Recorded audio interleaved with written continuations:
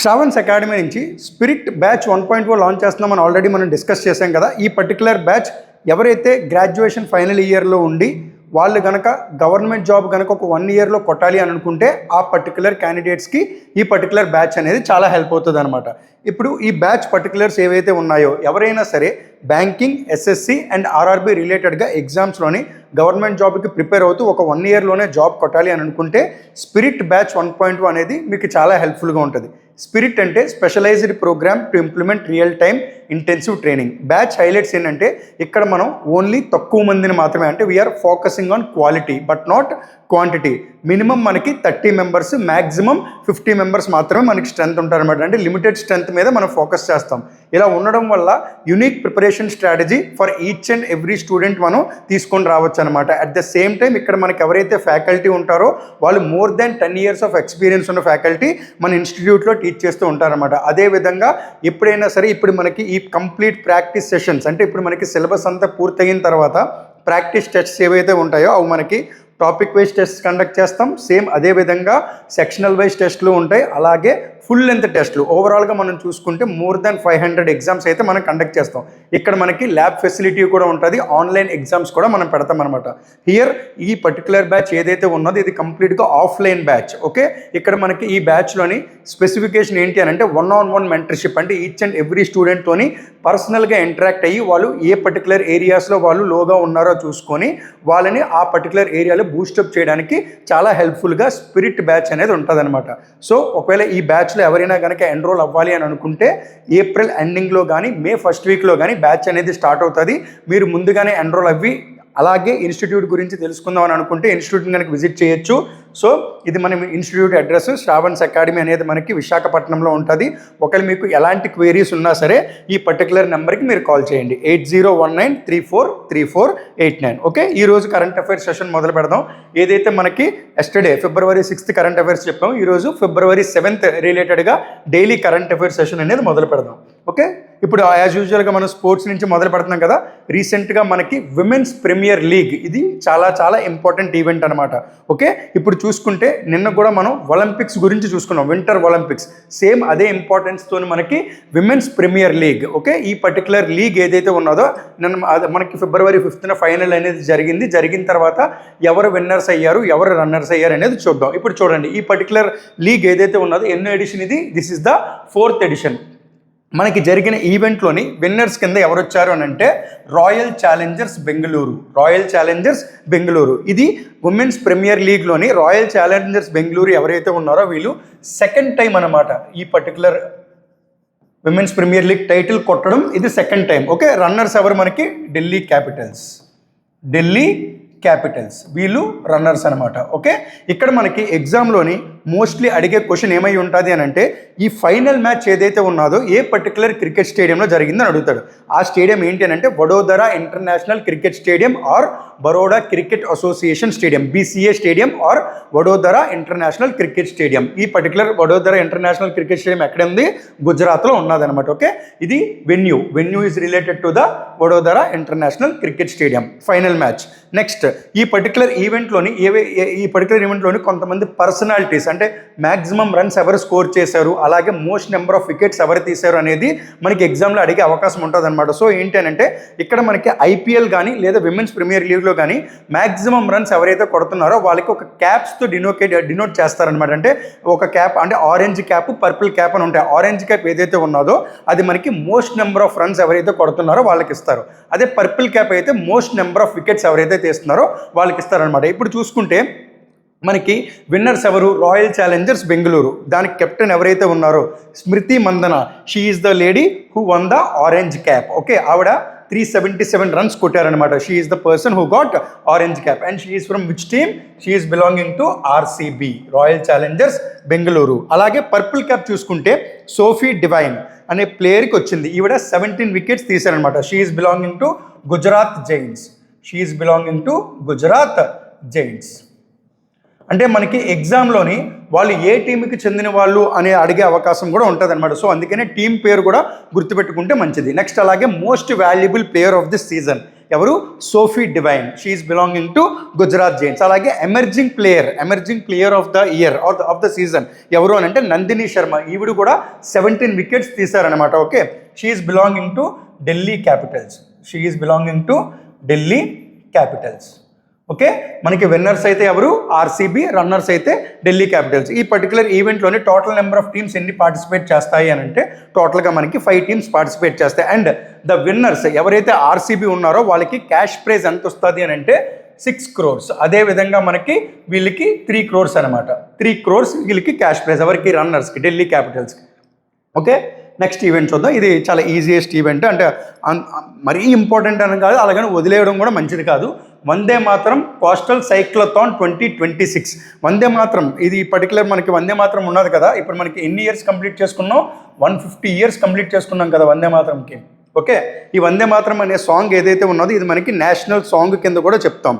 National anthem అయితే Jana Gana Mana, national song అయితే Vande Mataram. It was written by Bankim Chandra Chatterjee. Okay, ఈ particular event coastal cyclothon event Vande Mataram 150 years complete అయిన దాన్ని పురస్కరించుకొని ఈ ఈవెంట్ అనేది లాంచ్ చేశారనమాట. ఇది ఎవరు లాంచ్ చేశారు అని అంటే ఒక ఆర్గనైజేషన్ లాంచ్ చేసింది. ఆ ఆర్గనైజేషన్ పేరేంటి? సిఐఎస్ఎఫ్ అంటే ఫుల్ ఫామ్ ఏంటి? Central industrial security force. ఇది ఎక్కడ లాంచ్ చేశారు అని అంటే ఆంధ్రప్రదేశ్లో లాంచ్ చేశారు. ఆంధ్రప్రదేశ్లో కూడా ఎక్కడ లాంచ్ చేశారంటే బారువా బీచ్, సోంపేట మండలం, Srikakulam. It has launched in Andhra Pradesh ఈ సైకిల్ ఈవెంట్. ఓకే, ఇది launched by a organisation? Central industrial security force. ఇది వందే మాత్రం కోస్టల్ సైక్లథాన్ 2026. యాక్చువల్గా ఈ ఈవెంట్ దేనికోసం? ఏ nation wide public outreach and awareness initiative aimed at strengthening coastal security through community participation. అంటే మన ఇండివిజువల్ పీపుల్ ఎవరైతే ఉంటారో వాళ్ళు పార్టిసిపేట్ చేయడం కోసం ఇది కండక్ట్ చేశారు. దేనికోసం? For improving the strengthening the coastal security. Next, ఈ ఇనిషియేటివ్ దేన్ని ఆధారంగా తీసుకున్నారు అంటే ఏ పర్టికులర్ దాని నుంచి ఇన్స్పిరేషన్గా తీసుకొని ఈ ఈవెంట్ అనేది కండక్ట్ చేశారు అని అంటే మన ప్రైమ్ మినిస్టర్ ఒక పర్టికులర్ ఈవెంట్ని తీసుకొని వచ్చారనమాట. సాగర్ అనే ఈవెంట్ ఉంటుంది. దాని ఫుల్ ఫామ్ ఏంటంటే security and growth for all initiative. ఈ ఇనిషియేటివ్లో భాగంగా ఈ వందే మాత్రం కోస్టల్ సైక్లథాన్ 2026 అనేది శ్రీకాకుళం దగ్గర ఉన్న బీచ్, బారువా బీచ్ నుంచి కండక్ట్ చేశారనమాట. ఓకే, ఇది మనకి చాలా చాలా ఇంపార్టెంట్ అనమాట. అంటే ఏదైతే ఇప్పుడు పర్టికులర్ ఈవెంట్ ఉన్నదో దాని రిలేటెడ్గా చూసుకుంటే అవి స్పోర్ట్స్ రిలేటెడ్గా. నెక్స్ట్, డిఫెన్స్ రిలేటెడ్గా కూడా వెరీ ఇంపార్టెంట్ కరెంట్ అఫైర్స్ ఉన్నాయి. ఇక్కడ చూసుకుంటే వరల్డ్ డిఫెన్స్ షో ఇది ఎవరు ఫౌండ్ చేశారు అని అంటే 2026. ఇది ఎవరు? దీనికి ఫౌండింగ్ ఏజెంట్ అథారిటీ ఎవరు ఉన్నారని అంటే GAMI, general authority for military industries. ఈ పర్టికులర్ బాడీ ఏదైతే ఉన్నదో ఈ వరల్డ్ డిఫెన్స్ షో అనే దాన్ని నిర్వహిస్తుంది అనమాట. ఈ బాడీ ఎక్కడున్నది అని అంటే it is present in Saudi Arabia. Okay, next same అదే విధంగా ఏ హోస్ట్ సిటీ అంటే ఈ ఇండస్ట్రీ ఎక్కడున్నది? మిలిటరీ ఇండస్ట్రీస్ అనేది ఏ పర్టికులర్ ప్లేస్లో ఉన్నది? సౌదీ అరేబియాలో ఉన్నది కదా. హోస్ట్ సిటీ ఏంటి? What is the capital of Saudi Arabia? Capital of Saudi Arabia is రియాద్లోని నిర్వహిస్తున్నారనమాట. ఓకే, నెక్స్ట్, మన ఇండియా పార్టిసిపేషన్ ఉన్నదా లేదా? ఈ వరల్డ్ డిఫెన్స్ షోలో ఇండియా పార్టిసిపేషన్ ఉన్నదా లేదా? ఉన్నది. సో ఈ పార్టిసిపేషన్ ఫ్రమ్ ఇండియా ఎవరు వెళ్తున్నారంటే ministry of the state defence. మన డిఫెన్స్ మినిస్టర్ ఎవరు? Who is the present defence minister? మన డిఫెన్స్ మినిస్టర్ అయితే రాజ్నాథ్ సింగ్. ఓకే, ఇక్కడ మనకి minister of the state for defence అంటే ఆయనకి సహాయక మంత్రి అని అంటాం కదా, హెల్పింగ్ మినిస్టర్ ఎవరున్నారు అని అంటే సంజయ్ సేత్. ఈ పర్టికులర్ పర్సన్ ఎవరైతే ఉన్నారో ఈయన ఇండియాని రిప్రజెంట్ చేస్తూ world defence show 2026 which is going to be held at Riyadh. It is conducted by the body general authority for military industries. ఇక్కడికి వెళ్తున్నారనమాట. ఓకే, ఇది వరల్డ్ డిఫెన్స్ షో రిలేటెడ్గా ఇన్ఫర్మేషన్. నెక్స్ట్ చూసుకుంటే chief of defence staff official visited to Armenia. ఈ Armenia అనే country ఉంది కదా, అర్మేనియాకి మన chief of the defence staff ఎవరైతే అనిల్ చౌహాన్ అనే పర్సన్ ఉన్నారో ఆయన విజిట్ చేశారు. ఎందుకోసం అంటే it is a official visit for 4 days. ఇది ఒక 4 daysకి జరుగుతున్న విజిట్ అనమాట. ఓకే, ఈ విజిట్ ఏదైతే ఉన్నదో చాలా చాలా ఇంపార్టెంట్. ఎందుకనంటే మన ఇండియాకి అలాగే అర్మేనియాకి ఏవైతే మనకి డిఫెన్స్ స్ట్రెంథనింగ్స్ ఉంటాయో వాటిని బలపరచుకోవడానికి వెళ్తున్నాం అనమాట. Okay, official visit to Armenia to strengthen bilateral defence engagement. యాక్చువల్గా ఇప్పుడు వెళ్ళడానికి గల మెయిన్ రీజన్ ఏంటి అంటే మనకి అర్మేనియా ఉంది కదా, ఈ అర్మేనియా ఇంకొక కంట్రీ ఏంటి అని అంటే అజర్బైజాన్. ఈ రెండు కంట్రీస్ ఏవైతే ఉన్నాయో ఈ రెండు కంట్రీస్ మధ్యలోనే కూడా వార్ జరుగుతున్నది. ఓకే, ఫర్ ఎగ్జాంపుల్ ఇండియా పాకిస్తాన్కి ఎలాగైతే యుద్ధం జరుగుతున్నదో సేమ్ అదే విధంగా అర్మేనియాకి అజర్బైజాన్కి యుద్ధం జరుగుతున్నది అనమాట. ఇక్కడ ఏంటి అంటే ఈ రెండింటి మధ్యలోనే మనకి ఒక పర్టికులర్ ప్లేస్ ఉంటుంది. ఆ ప్లేస్కి రిలేటెడ్గా అర్మేనియాకి అజర్బైజాన్కి యుద్ధం జరుగుతున్నది. ఇక్కడ మన ఇండియన్ అఫీషియల్ ఎవరైతే chief of the defence staff ఉన్నారో అనిల్ చౌహాన్, ఈయన వెళ్ళడానికి గల మెయిన్ రీజన్ ఏంటి అని అంటే అజర్బైజాన్ ఉన్నది కదా, ఈ యుద్ధంలోని అజర్బైజాన్కి మిలిటరీ సపోర్ట్ అందిస్తున్న కంట్రీ ఏంటి అని అంటే పాకిస్తాన్. అజర్బైజాన్కి మిలిటరీ సపోర్ట్ అందిస్తున్న కంట్రీ పాకిస్తాన్. సో అర్మేనియాకి మనం మిలిటరీ సపోర్ట్ అందిస్తామంట. ఇండియా మిలిటరీ సపోర్ట్ అందిస్తుంది ఎవరికి? అర్మేనియాకి. ఓకే, ఫర్ దట్ రీజన్ ఒక అఫీషియల్ విజిట్ కింద 4 డేస్కి ఎవరు వెళ్ళారు? Anil Chauhan, chief of defence staff. Okay, Armenia capital ఏంటి? The capital of Armenia is Yerevan. Armenia capital ఏంటి? ఎరావాన్. ఓకే, అలాగే అజర్బైజాన్ క్యాపిటల్ ఏంటి? బాకు. అజర్బైజాన్ క్యాపిటల్ ఏంటి? బాకు. ఓకే, ఈ పర్టికులర్ 2 ప్లేసెస్లోని ఒకటి పాకిస్తాన్కి సపోర్ట్ చేస్తుంది, ఇంకొక అర్మేనియాకి ఇండియా సపోర్ట్ చేస్తుంది. అందుకనే ఒక విజిట్ అనేది జరిగింది అనమాట. ఓకే, నెక్స్ట్ చెప్పబోయేది మ్యాక్సిమం డ్యామ్ షూర్ అడిగే క్వశ్చన్ అనమాట. నెక్స్ట్ చెప్పబోయేది that is international fleet review. International fleet review 2026.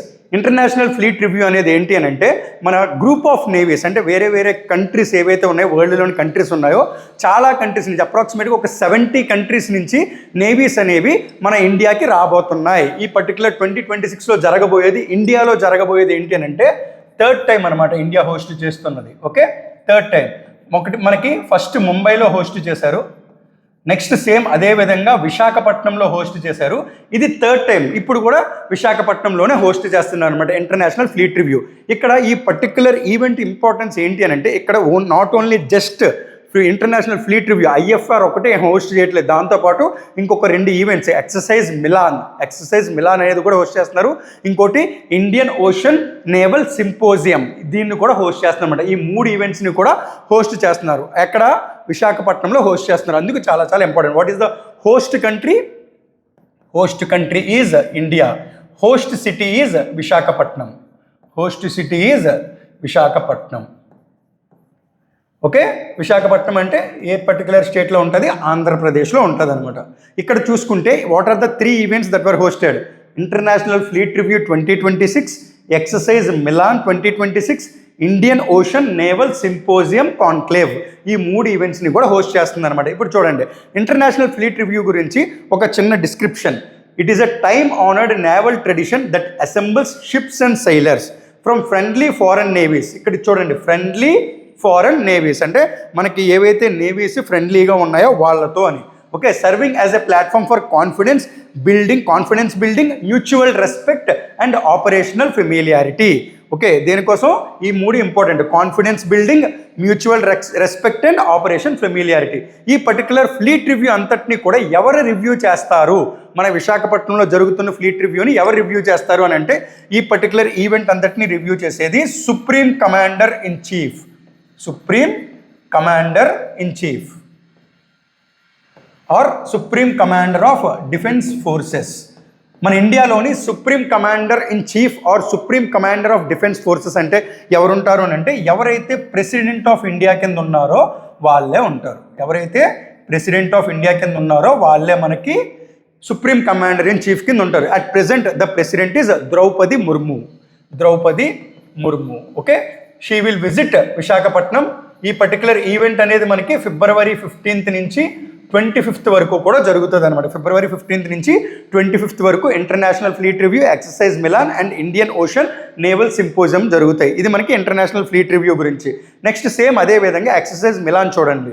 ఇదేంటి అని అంటే it is a biennial multilateral naval exercise. అంటే ఎవ్రీ 2 yearsకి ఒకసారి కూడా, బయన్నియల్ అంటే ఎవ్రీ 2 yearsకి ఒకసారి ఈ పర్టికులర్ ఈవెంట్ అనేదాన్ని కండక్ట్ చేస్తారు. అలాగే నేవీస్ పార్టిసిపేట్ చేస్తాయి. నెక్స్ట్ చూసుకుంటే IONS మన ఇండియన్ ఓషన్ రీజియన్లో ఏవైతే నేవీస్ ఉంటాయో వాటి రిలేటెడ్గా voluntary initiative seeks to increase maritime cooperation among navies of littoral states of Indian ocean region. ఇది మనకి ఈ ఇంటర్నేషనల్ ఫ్లీట్ రివ్యూ యొక్క ఒక ఇన్ఫర్మేషన్ అనమాట. ఇది మనకి చాలా చాలా ఇంపార్టెంట్. ఎక్కడ హోస్ట్ చేస్తున్నారు? విశాఖపట్నం. కంట్రీ అయితే ఇండియా. ఇది మనకి 3rd టైం హోస్ట్ చేస్తున్నారు from February 15th to 25th. Okay, ఇది చాలా చాలా ఇంపార్టెంట్. దీనంతటిని రివ్యూ చేస్తున్నది అయితే supreme commander in chief of the defence forces ఎవరు? President of India. వాళ్ళు చూస్తారనమాట. నెక్స్ట్ నెక్స్ట్ చూసుకునేటప్పుడు కరెంట్ అఫైర్స్లోని ఇది one of the most important current affair. Frontier Nagaland territorial authority.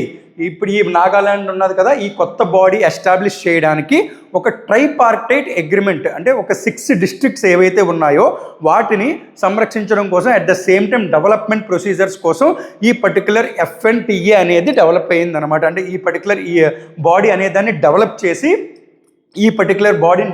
అక్కడ ఏంటంటే ఆ 6 డిస్ట్రిక్ట్లోని కూడా డెవలప్మెంట్ అనేది గట్టిగా జరగాలి అనే పాయింట్తోని ఒక 3 పార్టీస్ కలిపి అగ్రిమెంట్ చేసుకున్నాయి. అందులో మనకి ముఖ్యంగా government of India, okay, government of India representative కింద ఎవరు వెళ్ళారు అని అంటే, గవర్నమెంట్ ఆఫ్ ఇండియా రిప్రజెంటేటివ్ కింద Amit Shah, union home minister of India ఎవరైతే ఉన్నారో ఆయన వెళ్ళారనమాట గవర్నమెంట్ ఆఫ్ ఇండియా రిప్రజెంటేటివ్ కింద.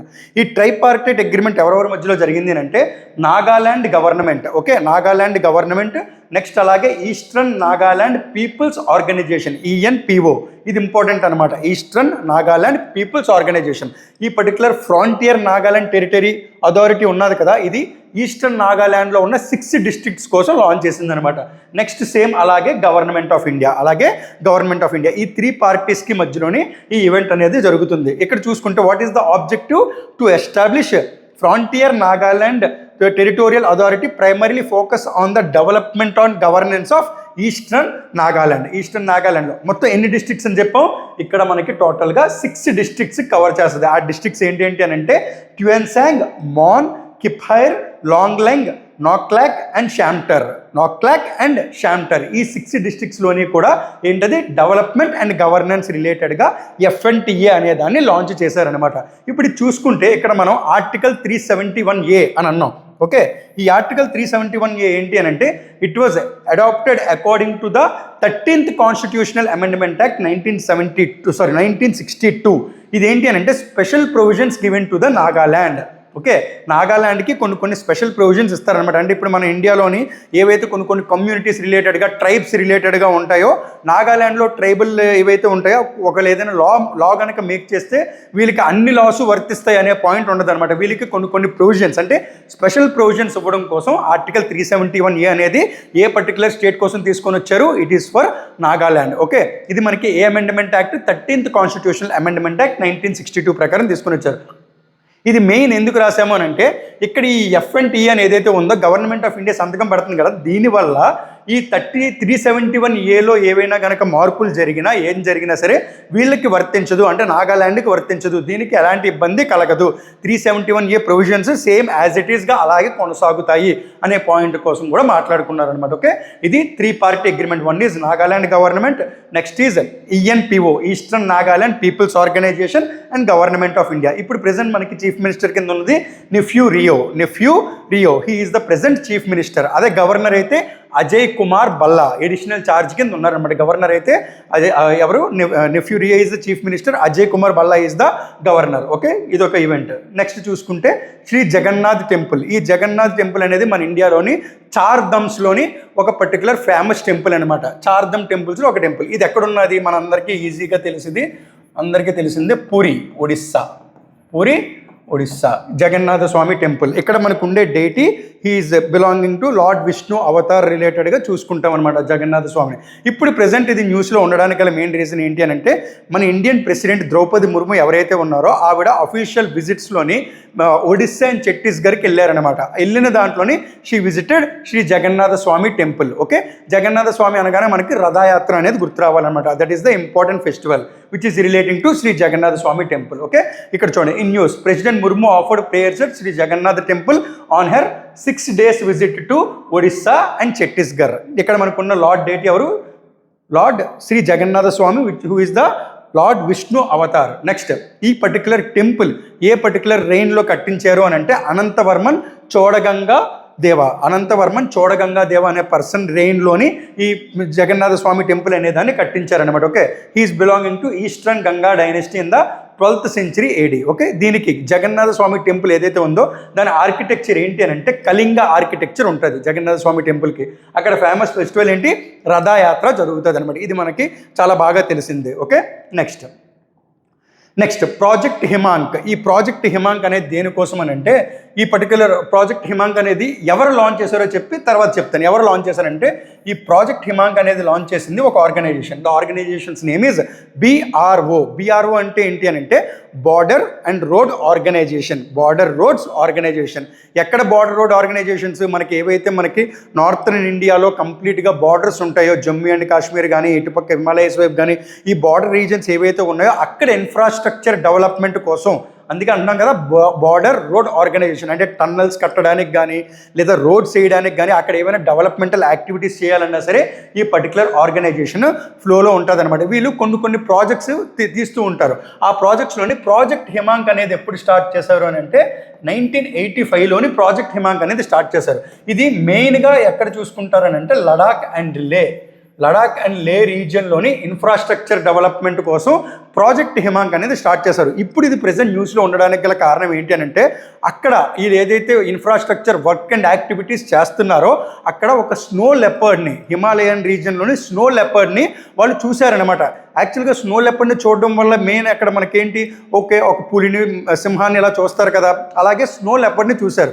బట్ దాన్ని చూడడం వల్ల దాన్ని చూడడమే కాకుండా దాన్ని ప్రిజర్వ్ చేశారు కూడా. ఓకే, కన్జర్వేషన్ అథారిటీ బేసిస్కి పంపించారు కూడా. మెయిన్ పాయింట్ ఏంటి అని అంటే, ఈ స్నో లెపర్డ్ అనేది ఎందుకు అంత ఇంపార్టెంట్ అని అంటే, ఇది మనకి IUCN స్టేటస్ ఉంటాయి కదా ప్రతి యానిమల్కి. ఈ IUCN స్టేటస్ ఏదైతే ఉన్నదో, international union for the conservation of nature, IUCN అంటే, ఇక్కడ స్నో లెపర్డ్కి ఏ స్టేటస్ ఇచ్చారు అని అంటే వల్నరబుల్ కేటగిరీ ఇచ్చారు. Vulnerable category. సో అందుకని చెప్పి, అంటే ఇవి ఇంకా ఉండవు అనమాట, ఎక్స్టెంట్ అయిపోతూ ఉంటాయి. సో వాళ్ళు చూశారు కాబట్టి దాన్ని సంరక్షించడం బాధ్యత తీసుకున్నారు కూడా. ఓకే, అందుకే చూడండి ఇక్కడ ఈ పర్టికులర్ BRO ఆబ్జెక్టివ్ ఏంటి అని అంటే development of road communication in the Ladakh reason. ఇందాక చెప్పాం కదా అది. నెక్స్ట్ చూసుకుంటే ఇది ఇప్పుడు న్యూస్లో ఉన్నది దేనికి, a rare sighting of elusive snow leopard recorded by the Project Himank in the high Himalayas recently and successful conservation alongside infrastructure in the region. అందుకని చెప్పి ఈ పర్టికులర్ న్యూస్ అనేది మనకు ఉండదన్నమాట. ప్రాజెక్ట్ హిమాంక్ అంటే launched by border road organisation. Border road association launch చేసింది 1960sలో. But ఈ ప్రాజెక్ట్ హిమాంక్ అనేది లాంచ్ చేసింది 1985లో. అది కన్ఫ్యూజ్ అవ్వకూడదు. ఈ ప్రాజెక్ట్ హిమాంక్ అనేది దేనికోసం, లడాక్ అండ్ లే రీజియన్స్ కోసం. నెక్స్ట్ ఇంటర్నేషనల్ కరెంట్ అఫైర్స్లోని ఇది కూడా one of the most important current affair. United nations regular budget 2026. ప్రతి కంట్రీకి కూడా బడ్జెట్స్ ఎలాగైతే ఉంటాయో మనకి యునైటెడ్ నేషన్స్ ఆర్గనైజేషన్ ఉన్నది కదా, యునైటెడ్ నేషన్స్ ఆర్గనైజేషన్. చిన్న brief history of the United nations చూసుకుంటే, యునైటెడ్ నేషన్స్ ఆర్గనైజేషన్ ఎప్పుడు ఎస్టాబ్లిష్ అయ్యింది? It was established on October 24th, 1945. Okay, 1945. దీని హెడ్ క్వార్టర్స్ ఎక్కడ? దీని హెడ్ క్వార్టర్స్ అయితే మనకి న్యూయార్క్లో ఉన్నదనమాట. దీని హెడ్ క్వార్టర్స్ మనకి న్యూయార్క్లో ఉన్నది. ఇది చిన్న brief history. United nations budget ఏదైతే ఉన్నదో ఇప్పుడు న్యూస్లో ఉండడానికి కారణం, అందులోని మన ఇండియా పరంగా చాలా ఇంపార్టెంట్ ఒక చిన్న అఫీషియల్ కన్ఫర్మేషన్ అనేది వచ్చిందనమాట. దానికోసం ఇప్పుడు ఇది చాలా ఇంపార్టెంట్. ఈ సంవత్సరం total budget approved for 2026 in United Nations Organisation ఎంత అంటే $3.45 billion. ఎంత? $3.45 billion. ఓకే, ఈ పర్టికులర్ బడ్జెట్ని ఎవరు అప్రూవ్ చేస్తారు? మనకి ఇండియాలోని యూనియన్ బడ్జెట్ని ఎవరు అప్రూవ్ చేస్తారు? మన ఇండియన్ పార్లమెంట్, అయితే Lok Sabha, Rajya Sabha and president of India. Indian parliament body ఎవరైతే ఉన్నారో వాళ్ళు అప్రూవ్ చేస్తారు. సేమ్ అదేవిధంగా యునైటెడ్ నేషన్స్కి మనకి పార్లమెంట్ బాడీ లాగా వ్యవహరించే బాడీ ఏది? ఒక main major functioning United Nations General assembly. ఇందులో మనకి యునైటెడ్ నేషన్స్లోని టోటల్ కంట్రీస్ ఎన్ని ఉన్నాయి? Total countries 193. ఓకే, ఈ 193 మెంబర్ కంట్రీస్తోని యునైటెడ్ నేషన్స్ జనరల్ అసెంబ్లీ ఏది ఉందో ఈ పర్టికులర్ బడ్జెట్ని అప్రూవ్ చేసిందంతా $3.45 billion. ఇందులోని మన ఇండియా వాటా ఏదైతే ఉన్నదో విత్ ఇన్ టైంలోని మనం కట్టేసామన్నమాట. అలా కట్టిన వాళ్ళకి ఆనర్ రోల్ అనే ఒక పర్టికులర్ బిరుదు ఇస్తారు. అలాగా మన ఇండియా కూడా చేరింది. అలా చేరడం వల్ల ఇండియా అనేది న్యూస్లో ఉన్నది. యునైటెడ్ నేషన్స్ బడ్జెట్ అనేది కూడా న్యూస్లో ఉన్నది అనమాట. చూడండి, ఈ బడ్జెట్ ఏదైతే ఉందో దేనికోసం, ఏ 3 pillars మెయిన్ కవర్ చేస్తుంది? Peace and security. యాక్చువల్గా మనకి యునైటెడ్ నేషన్స్ స్థాపించడానికి మెయిన్ మోటోయే promoting peace and security all over the world. అందుకే పీస్ కీపింగ్ మిషన్స్ అని అంటాం కదా, అవన్నిటిని కూడా ఈ డబ్బులు ఖర్చు పెట్టి చేస్తూ ఉంటారనమాట. ఏంటది? Peace and security, sustainable development and human rights. ఇది మనకి 3 main pillars for utilising this budget. అంతా $3.45 billion. ఇక్కడ చూసుకుంటే United Nations committee contributions, total countries who paid regular budget assessments ఇప్పటి వరకు రెగ్యులర్ బడ్జెట్ అసెస్మెంట్స్ ఏవైతే ఉన్నాయో టోటల్గా ఎన్ని కంట్రీస్ కట్టాయి అని అంటే ఎన్ని కంట్రీస్ కట్టాయి ఇప్పటి వరకుని with the edition of India it became 52. అది చాలా ఇంపార్టెంట్ అనమాట. నెక్స్ట్ మన ఇండియాకి దేనికి responsible, which country recently joined in UN honour roll. ఇది ఇంపార్టెంట్. యుఎన్ ఆనర్ రోల్ అంటే ఇండియా జాయిన్ అయిందనమాట. ఓకే, ఎవరైతే మొత్తం బడ్జెట్ రెగ్యులర్ బడ్జెట్ ఏదైతే ఉందో వితౌట్ ఎనీ డెట్స్ లేకుండా కంప్లీట్గా కట్టేస్తారో ఈ యుఎన్ ఆనర్ రోల్లోకి వెళ్తారు. అలాగా ఇప్పుడు వరకు 52 మెంబర్స్ ఉన్నారు. అందులో ఇండియా కూడా ఒక మెంబర్. రీసెంట్గా మన వాళ్ళు February 3rd 4th ఎప్పుడో ఆ పర్టికులర్ ఈవెంట్ కూడా కంప్లీట్ అయ్యిందనమాట. సో ఇది చూడండి, in February 2026 government of India paid $35.18 million in which $3.091 million offset against staff income taxes. మన ఇండియన్ పర్సంటేజ్ అంతా 1.016% out of this total $3.45 billion. Okay, overall contribution to UN regular budget $38.223 million. ఇది మన India regular budget ఏదైతే ఉందో అది కంప్లీట్గా కట్టడం వల్ల ఇది న్యూస్లో ఉందన్నమాట. అందుకే ఇది చాలా చాలా ఇంపార్టెంట్. ఓకే, నెక్స్ట్ చూసుకుందాం. Terms of reference for free trade agreement. ఇప్పుడు మనకి ఫ్రీ ట్రేడ్ అగ్రిమెంట్ అనేది చాలా మటుకు న్యూస్లో ఉంది కదా. ఫ్రీ ట్రేడ్ అగ్రిమెంట్ అంటే ఏంటంటే ఇప్పుడు ఫర్ ఎగ్జాంపుల్ మనకి మన ఇండియా నుంచి ఏవైనా కొన్ని products which are related to, for example ఏదైనా ఒక ప్రోడక్ట్ మన ఇండియా తయారు చేసి వేరే కంట్రీకి పంపించింది, అలాగే వేరే కంట్రీ మన ఇండియాకి పంపించింది అనే పాయింట్ ఉండేటప్పుడు టారిఫ్స్ వేస్తారు కదా. ఆ టారిఫ్స్ రిలేటెడ్గా ఫ్రీ ట్రేడ్ అగ్రిమెంట్ అనేది చేసుకుంటారు అనమాట. ఇప్పుడు మనకి ఇండియా అండ్ యూరోపియన్ యూనియన్తో ఫ్రీ ట్రేడ్ అగ్రిమెంట్ డీల్ మొన్న రీసెంట్గా జరిగింది కదా. ఇప్పుడు ఇంకొక పర్టికులర్ కంట్రీ కూడా మనకి లైన్లో ఉందన్నమాట. ఒక కార్పొరేషన్ లైన్లో ఉన్నది. ఏంటి అని అంటే టర్మ్స్ ఆఫ్ రెఫరెన్స్, అంటే కొన్ని టర్మ్స్ అండ్ కండిషన్స్ పెట్టుకొని ఈ ఫ్రీ ట్రేడ్ అగ్రిమెంట్ అనేది చేయడానికి ఒక కంట్రీ అండ్ ఇంకొక పర్టికులర్ ఆర్గనైజేషన్ మధ్యలోనే జరిగింది. సైన్డ్ బిట్వీన్ ఎవరెవరికి మధ్యలోనే జరిగింది అని అంటే India and GCC. India and GCC Gulf corporation council. ఈ గల్ఫ్ కోఆపరేషన్ కౌన్సిల్ ఏదైతే ఉందో గల్ఫ్ కోఆపరేషన్ కౌన్సిల్కి ఇండియాకి మధ్యలోని ఇది జరిగింది. ఇది ఎక్కడ జరిగింది అని అంటే it was held at New Delhi. Okay, ఇక్కడ చూసుకుంటే జీసీసీ ఏదైతే ఇట్ వాజ్ ప్రిసైడెడ్ బై మన ఇండియా తరపున ఎవరు దీన్ని తీసుకుని వచ్చారు, Piyush Goyal, ministry of commerce and industry minister, commerce and industry minister. And Raza Al Marzooqi ఈయన ఎవరు అని అంటే గల్ఫ్ కోఆపరేషన్ జీసీసీ ఉన్నది కదా, దానికి ఒక పర్టికులర్ నెగోషియేటర్ అనమాట, చీఫ్ నెగోషియేటర్. దీనికి చీఫ్ నెగోషియేటర్ ఆఫ్ జీసీసీ. వీళ్ళిద్దరి మధ్యలోని ఏదైతే ఒప్పందం జరిగిందో that is the terms of reference for free trade agreement. ఇది ఎప్పుడు ఎస్టాబ్లిష్ చేశారు, జీసీసీ ఎప్పుడు ఎస్టాబ్లిష్ చేశారు, 25th May 1981. ఇది టోటల్గా ఎన్ని కంట్రీస్తో ఉన్నది అని అంటే ఇందులో టోటల్గా జీసీసీలోని 6 మెంబర్ కంట్రీస్ ఉన్నాయన్నమాట. జీసీసీలో ఆ మెంబర్ కంట్రీస్ ఏంటి, United Arab Emirates, Bahrain, Saudi Arabia, Oman, Qatar and Kuwait. ఈ ఆర్గనైజేషన్ ఈ కంట్రీస్ అన్నీ కూడా ఇందులో మెంబర్ కంట్రీస్గా ఉన్నాయి. దీని హెడ్ క్వార్టర్స్ ఎక్కడ అంటే రియాద్, సౌదీ అరేబియా. ఓకే, ఇందాక మనం రియాద్ గురించి చూసాం, వరల్డ్ డిఫెన్స్ షో అది కూడా రియాద్లోనే జరుగుతున్నది. అలాగే గుర్తుపెట్టుకోవాలన్నమాట. అంటే మనం లింకప్ చేసుకుంటే ఈజీగా గుర్తుంటాయి. Okay, next banking and finance రిలేటెడ్గా నిన్న ఒక చాలా ఇంపార్టెంట్ ఈవెంట్ జరిగింది. The first meeting of the monetary policy committee. MPC అంటే ఏంటి, monetary policy committee 2026 first meeting జరిగింది. ఇది ఏంటి అని అంటే బై మంత్లీ మానిటరీ పాలసీ అని అంటాం. బై మంత్లీ అంటే ఎవ్రీ 2 monthsకి ఒకసారి కూడా ఈ మానిటరీ పాలసీ కమిటీ అనేది వేస్తారు. ఓకే, ఈ by monthly monetary policy committee first time for 2026 జరిగిందనమాట. Okay, first monetary policy meeting of 2026. దీనికి మనకి ఆర్బీఐ గవర్నర్ ఎవరైతే ఉన్నారో వాళ్ళు అడ్రస్ చేశారు కదా. ఎవరు మనకి RBI governor, Sanjay Malhotra. Okay, RBI headquarters ఏంటి, Reserve Bank of India headquarters ఏంటి, Mumbai is the Reserve Bank of India headquarters. Okay, it was established in which year, it was established in the year 1935.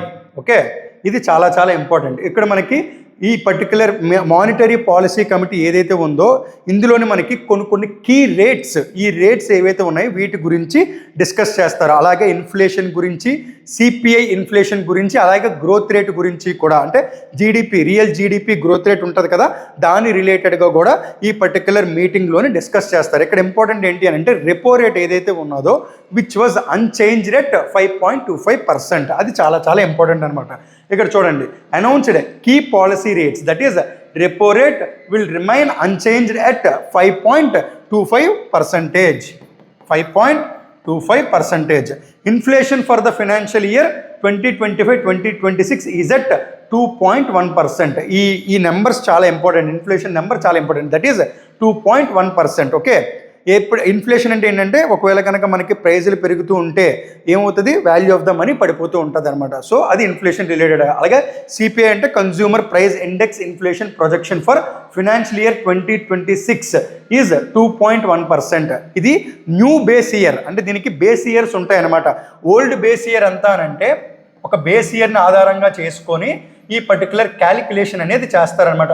Old base year 2011 and 2012, that is the old base year. ఇప్పుడు మనకి కొత్తగా ఒక base ఇయర్ని CPI inflation calculate చేయడానికి తీసుకొని వచ్చారు. That is చాలా చాలా important అనమాట. ఇది మనకి ఎగ్జామ్లో అడిగే అవకాశం ఎంతైనా ఉంటుంది. కొత్తగా వచ్చిన బేస్ ఇయర్ 2023-2024, ఇక్కడ కూడా ఎంత ఉందో మనకి 2.1% according to the new base year. Okay, real GDP growth rate అంటే gross domestic product growth rate projected from 7.4% from 7.3%. అంటే 7.3% ఉంటుందని చెప్పి ఎక్స్పెక్ట్ చేశారు. బట్ మనకి ఏవైతే ట్రేడ్ డీల్స్ అవన్నీ జరిగాయో దానివల్ల దాన్ని రివైజ్ చేసి మన growth rate for the financial year 2025-2026 next upcoming financial year ఏదైతే ఉందో అది ఎంత ఉంటుంది, 7.4% ఉంటుందని చెప్పారు. ఇప్పుడు మనకి ఈ మానిటరీ పాలసీ కమిటీలోని కొన్ని రేట్స్ గురించి డిస్కస్ చేస్తారని అన్నాం కదా, దాని గురించి చూద్దాం. మనకి ఆర్బీఐ పాలసీ రేట్స్ అని అంటాం. అందులో ఏమేమి ఉంటాయంటే repo rate, reverse repo rate, bank rate, marginal standing facility rate. Marginal standing facility rate సింపుల్గా మీరు ఇందులోని వాట్ ఈజ్ వాట్ అని మీరు ఆలోచించకుండా సింపుల్గా గుర్తుపెట్టుకోవడానికి ఏంటంటే ఇది reserve Bank of India. Okay, ఇక్కడ ఎవరైతే మనకి కమర్షియల్ బ్యాంక్స్ ఉన్నాయో, commercial banks, any commercial bank వస్తుంది ఇక్కడ. ఈ కమర్షియల్ బ్యాంక్స్ వీళ్ళిద్దరి మధ్యలోనే కూడా మనీ అనేది ఇచ్చిపుచ్చుకోవడం జరుగుతుంది. ఒకవేళ రిజర్వ్ బ్యాంక్ ఆఫ్ ఇండియా కనుక కమర్షియల్ బ్యాంక్స్కి ఇచ్చింది అని అనుకోండి, దాన్ని ఏమంటాం మనం, లోన్స్ అని అంటాం కదా. వాళ్ళు కొంత డబ్బులు ఇచ్చారు అని మనం ఎవరికైనా డబ్బు ఇచ్చినా, వాళ్ళు మనకి దగ్గర డబ్బు ఇచ్చినా ఏంటవి లోన్సే కదా. ఈ loans reserve Bank of India commercial బ్యాంక్కి ఇచ్చినా, లేదా commercial bank reserve Bank of ఇండియాకి లోన్ ఇచ్చినా వాటి ఏ విధమైన రేట్ ఉంటుంది అనే పాయింట్, అంటే ఏ రేట్ ఆఫ్ ఇంట్రెస్ట్ ఉంటుంది అనే పాయింట్ అనమాట. ఇప్పుడు ఈ రేట్స్ అనేవి ఎందుకు అంత ఇంపార్టెంట్ అని అంటే, ఒకవేళ కనుక బ్యాంక్స్ తీసుకునే రేటు కనుక తక్కువ ఉన్నదనుకోండి, అంటే ఇప్పుడు మీరు ఎవరి దగ్గరైనా ఒక 100 రూపాయలు వడ్డీకి తీసుకున్నారనుకోండి, ఆ వడ్డీకి తీసుకునేటప్పుడు మీరు కట్టాల్సింది 1 రూపీ అనుకోండి ఫర్ ఎగ్జాంపుల్ ఇంట్రెస్ట్ రేట్ కింద. మీరు ఏం చేస్తారు, ఆ 100 రూపీస్ దగ్గర నుంచి 200, 300, 400 అలా ఎక్కువ తీసుకోవడం చేస్తూ ఉంటారు. చేసిన తర్వాత మీరు దాన్ని మళ్ళీ ఫర్దర్గా బిజినెస్ చేసుకోనో లేకపోతే ఇంకొక దాంట్లో ఇన్వెస్ట్ చేసో, లేదా మీకు ఏ అవసరం ఉన్నా అవసరం తీర్చుకొని మళ్ళీ మీరు ఆ డబ్బులు అనేవి వెనక్కి తిరిగి ఇచ్చేస్తారనమాట. సో ఇక్కడ కూడా అదే జరుగుతుంది. ఆర్బీఐ ఎవరైతే ఉన్నారో వీళ్ళు కమర్షియల్ బ్యాంక్స్కి లోన్స్ ఇస్తారు. ఒకవేళ ఇంట్రెస్ట్ రేట్ ఎక్కువ ఉన్నదనుకోండి, వీళ్ళు ఎక్కువ తీసుకోగలరా, అమౌంట్ అనేది తీసుకోలేరు. అదే ఇంట్రెస్ట్ రేట్ కనుక కొంచెం తక్కువ ఉన్నదనుకోండి, ఎక్కువ అమౌంట్ వీళ్ళు తీసుకుంటారు. బ్యాంక్స్ ఎప్పుడైతే అలా తీసుకున్నాయో వాళ్ళు ఏం చేస్తారు, అవన్నీ కూడా మార్కెట్లో కన్ఫ్యూజ్ చేస్తారన్నమాట. అంటే మార్కెట్లోని వస్తువులు కొనడానికి, లేదా పీపుల్ అందరికంటే హోమ్ లోన్స్ కానీ, ఇంకొక లోన్స్ కానీ, హౌస్ లోన్స్ కానీ, లేదా వెహికల్ లోన్స్ కానీ, అలా లోన్స్ ఇవ్వడానికి కమర్షియల్ బ్యాంక్స్ అని ముందుకు వస్తాయి. అంటే వీళ్ళ దగ్గర కూడా డబ్బులు ఎక్కువ ఉంటాయన్నమాట. ఓకే, ఆ పర్టికులర్ పాయింట్ బేస్ చేసుకుంటే అప్పుడు ఏమవుతుంది, మార్కెట్లో మనీ కనుక ఎక్కువ ఫ్లో అవుతూ ఉంటే ఇన్ఫ్లేషన్ అనేది తగ్గుతూ ఉంటుంది. అంటే పర్చేసింగ్ పవర్ పెరుగుతుంది కదా అందరికీ. సో ఇప్పుడు చూసుకుంటే దీన్ని repo rate, reverse repo rate, bank rate, marginal standing facility అని అన్నాం. Except this reverse repo rate, ఈ రివర్స్ రెపో రేట్ ఏదైతే ఉన్నదో ఇది ఒక్కటి తప్పిస్తే మిగిలినవి రెపో కానీ, బ్యాంక్ రేట్ కానీ, మార్జినల్ స్టాండింగ్ ఫెసిలిటీ రేట్ కానీ ఏంటి అని అంటే ఆర్బీఐ బ్యాంక్స్కి లోన్స్ ఇస్తుంది అనమాట. RBI giving loans to the banks. Reverse repo rate అంటే రివర్స్లో బ్యాంకుల దగ్గర కనుక ఎప్పుడైనా ఒకవేళ ఎక్స్ట్రా మనీ ఉన్నా, ప్రాఫిట్ కనుక ఎక్కువ ఉన్నది అని అంటే వీళ్ళు ఏం చేస్తారు అని అంటే ఇక్కడ ఆర్బీఐకి లోన్ కింద ఇస్తూ ఉంటారనమాట. ఎంత రేట్ ఆఫ్ ఇంట్రెస్ట్ ఇస్తున్నారు అనేది చూద్దాం. ఓకే, ఇక్కడ మనకి రెపో రేట్ అని అంటున్నాం కదా. రెపో అంటే ఏంటంటే రీపర్చేజ్ ఆప్షన్ రేట్. ఇప్పుడు ప్రెసెంట్ మనకి ఎంతగా డిసైడ్ చేశారు, 5.25%. అంటే లాస్ట్ టైం ఎంత ఉన్నదో ఇప్పుడు కూడా అంతే ఉన్నది. రివర్స్ రెపో రేట్ ఎంత ఉన్నది, 3.35%. ఓకే, రెపో కానీ, బ్యాంక్ రేట్ కానీ, మార్జినల్ స్టాండింగ్ ఫెసిలిటీ అయితే Reserve Bank of India giving loan to RBI, అది మర్చిపోసారి, Reserve Bank of India giving loan to commercial banks. అదే రివర్స్ రెపో రేట్ అంటే commercial banks giving loan to RBI. Reverse repo rate ఎంత ఉన్నది 3.35%, bank rate ఎంత ఉన్నది 5.5%, marginal standing facility rate ఎంత ఉన్నది 5.5%. ఇప్పుడు ఈ మూడు సేమ్ డెఫినేషన్ అయ్యేటప్పుడు then what is the small difference?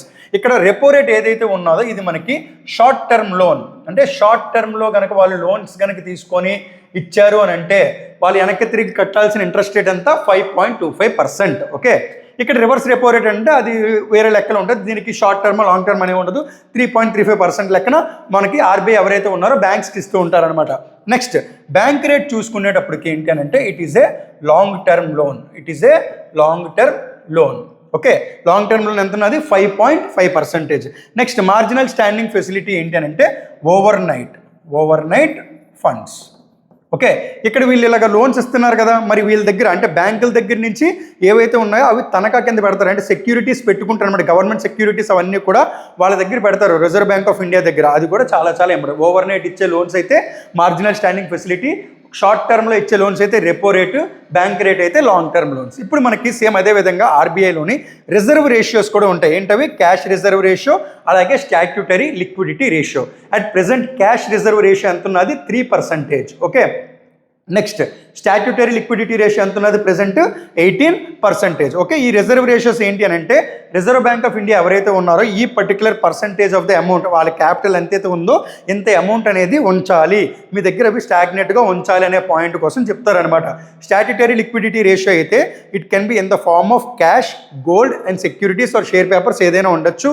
ఇది ఎక్కడ ఉండాలి అని అంటే స్టాట్యూటరీ లిక్విడిటీ రేషియో అనేది it has to be held with the banks దగ్గరే హోల్డ్ చేసుకుని ఆ అమౌంట్ అనేది ఉంచాలన్నమాట. ఓకే, అలాగే మనకి క్యాష్ రిజర్వ్ రేషియో ఉన్నది కదా, ఇది ఏంటి అని అంటే ఇది రిజర్వ్ బ్యాంక్ ఆఫ్ ఇండియా దగ్గర ప్రతి కమర్షియల్ బ్యాంకు కూడా ఈ రిజర్వ్ బ్యాంక్ ఆఫ్ ఇండియా అనేది 3% ఆఫ్ ద అమౌంట్ హోల్డ్ చేసి ఉంచాలన్నమాట.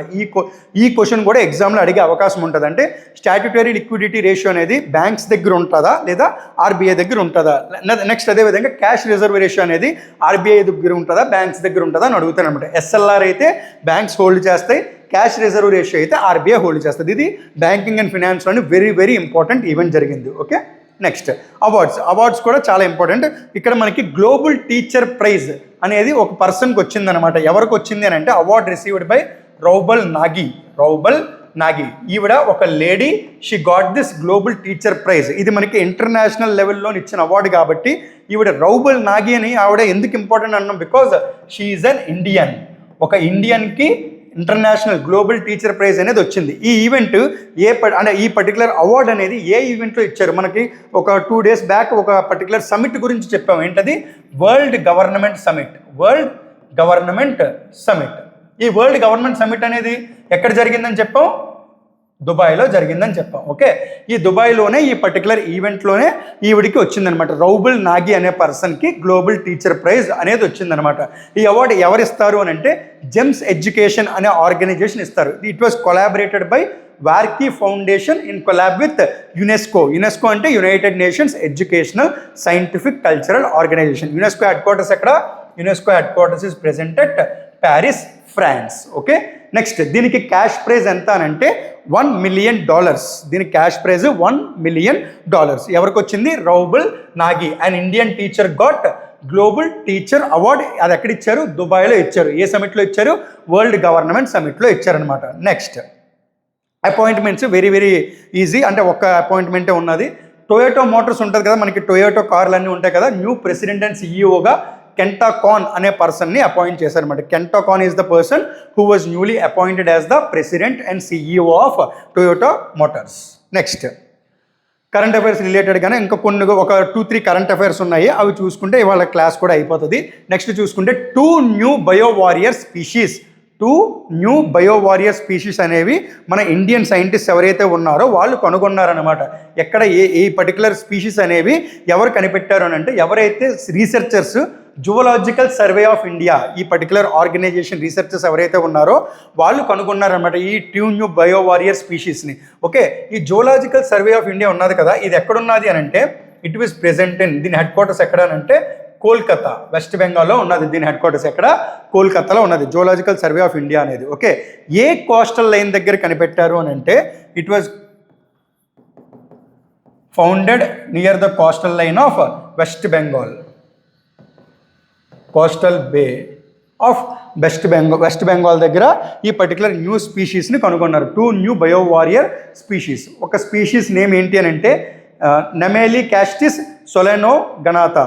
నెక్స్ట్ నెరిస్ ధృతి.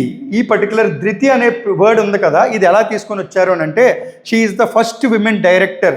ధృతి బెనర్జీ అని చెప్పి ఒక పర్సన్ ఉంటారనమాట. జువలాజికల్ సర్వే ఆఫ్ ఇండియాలోని ధృతి బెనర్జీ అనే ఒక విమెన్ డైరెక్టర్ ఉన్నారు. ఆవిడ first women director of zoological survey of India. ఆవిడ పేరుని పురస్కరించుకొని పెట్టారు నెయిరిస్ ధృతి అని. ఓకే, ఈ రెండు కూడా న్యూ బయో వారియర్ స్పీషీస్ కింద కనుగొన్నారనమాట. ఎవరు? Zoological survey of India. దాని హెడ్ క్వార్టర్స్ అయితే కోల్కతాలో ఉన్నది. నెక్స్ట్ చూసుకుంటే లేక్ ఉర్మియా.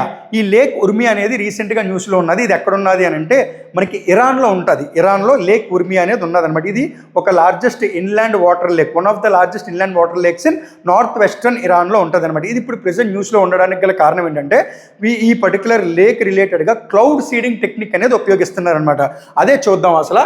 ఇప్పుడు లొకేటెడ్ ఎక్కడున్నది అని అంటే north western Iran, one of the largest inland lake in north western Iran. ఏంటది? లేక్ ఉర్మియా. నెక్స్ట్ చూసుకుంటే దీనికి ప్రొటెక్షన్ స్టేటస్ అంటే ఈ లేక్ ఉర్మియా ఎందుకంటే ఇంపార్టెంట్, ఈ పర్టికులర్ ఈవెంట్, ఈ పర్టికులర్ లేక్ ఉర్మియా గురించి రావడం ఇంపార్టెంట్ కాదు, దీనికి కొన్ని ప్రొటెక్షన్ స్టేటస్లు ఉన్నాయన్నమాట. అది ఇంపార్టెంట్. మనకి చూసుకుంటే రీసెంట్గా రామ్సార్ సైట్స్ అని అన్నాం కదా, ఈ రామ్సార్ సైట్స్ అదే వెట్లాండ్స్ గురించి ఉంటుంది కదా, ఈ రామ్సార్ సైట్స్లోని ఇది వన్ ఆఫ్ ద స్టేటస్ ఉన్నది, designated status as the Ramsar site. At the same time మనకి ఇది ఒక బయోస్పియర్ రిజర్వ్ కూడా. మనకి UNESCO man and biosphere reserve programme ఏదైతే ఉన్నదో దాని రిలేటెడ్గా కూడా ఉన్నది. ఇప్పుడు మీకు ఏంటి అని అంటే మనకి రామ్సార్ సైట్స్ ఇండియాలో టోటల్గా ఎన్ని ఉన్నాయి?